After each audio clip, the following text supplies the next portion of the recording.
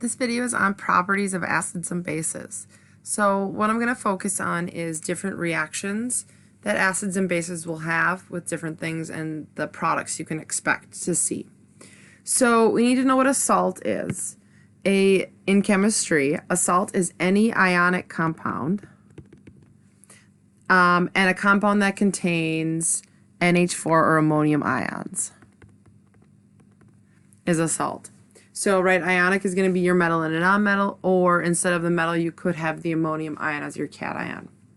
So when acids react with metals, you're going to see mainly metal plus an acid will yield a salt and hydrogen. And that hydrogen will typically be hydrogen gas. So remember, hydrogen's diatomic, so this would be H2.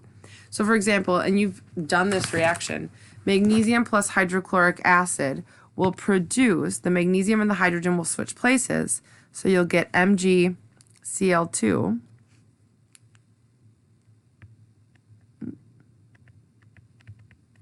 and that will be aqueous and hydrogen gas. And you've done this and seen the bubbles. And if you realize this, I hope you do, that this is just a single replacement reaction. And then this would be needed 2 here to be balanced. So acids, when they react with, so it's acids and metals, but acids when they react with carbonates or bicarbonates, which another name for a bicarbonate is hydrogen carbonate. When you react these two things together, you're going to get a salt, like up above, plus carbon dioxide and water. So you're going to get 3 products. So this kind of looks like double replacement at first, but what you're going to see is your it's going to make, if let's just do a double replacement first, sorry.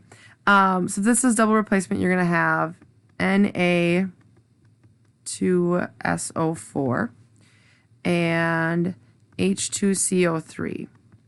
Now what happens from here is this carbonic acid right here, this guy, this separates into your CO2 and your water.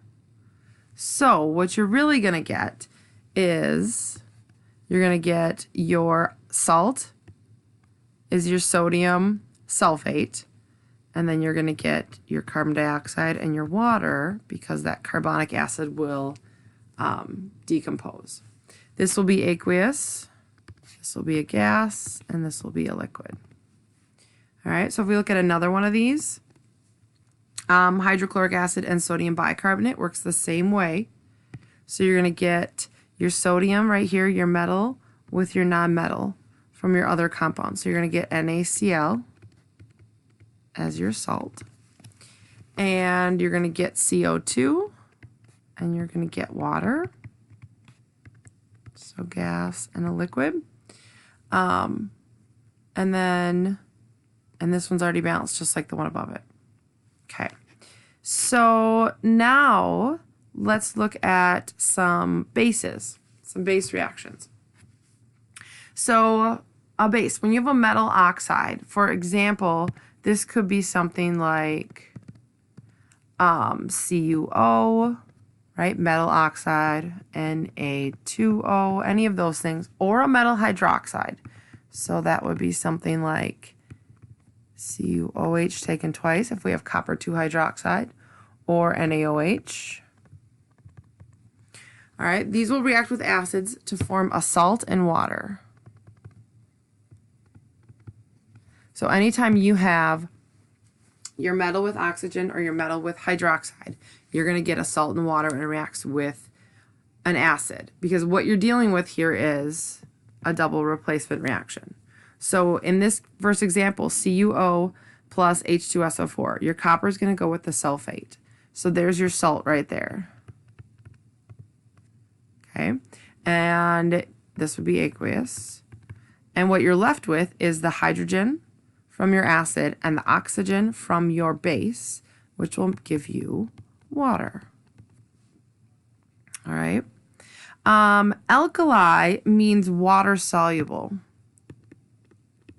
Or our bases that are water soluble, I should say. So we dealt with like your alkali metals, that first group on the periodic table. We did a lab where we put them in water and we tested it and we found out that it turned into a basic solution.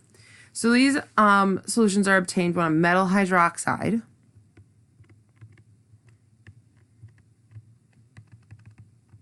dissolves in water or when certain bases react with water. So in this example here, if I've got Na2O plus H2O, so I've got my base right here, right? Here's my my metal oxide. When you put it with water, it's going to combine and make sodium hydroxide. It's going to make your metal hydroxide here. Okay, and then this would be aqueous. All right. Acids, let's see, reactions of acids with bases to form salt and water. This is called a neutralization reaction. So acid plus base equals salt and water. That's very similar to, or the same as, if I go back to here, these acid reactions, acids with, oops, sorry, wrong part. These base reactions, sorry, with the metal oxide and the metal hydroxide with an acid. These are going to work the same way and produce your salt and water. So again, this is like double replacement, where you're going to get, in this case, I'm going to get my hydrogen with my OH, so I'm going to get my water, and then my ammonium and my nitrate, like this. So then this becomes, right, this is my water, and then this is my salt. This was my base, and this was my acid.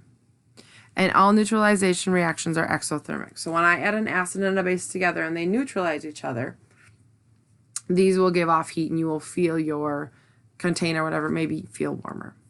So these are reactions of acids with bases, or acids with water, bases with water. The thing to kind of remember is don't try to memorize like every individual like type of reaction necessarily. Think about how this relates to what you already know. Like this part, reactions of acids with metals. These are single replacement right here. You already know how to do this, right? We understand that the MgCl2 is a salt. Down here, we know that, you should remember that hopefully from last year, the decomposition reactions of your acids here, like the H2CO3, decomposes into carbon dioxide and water. So this is kind of like double replacement and decomposition. When it comes to your bases, you've got bases and acids will react and form a salt and water. And then I would say this is kind of the only new one, this alkali, and this is a type of synthesis reaction where you're going to get, when bases react with water, you're going to get your metal hydroxide. All right, so those are some properties of acid-base reactions.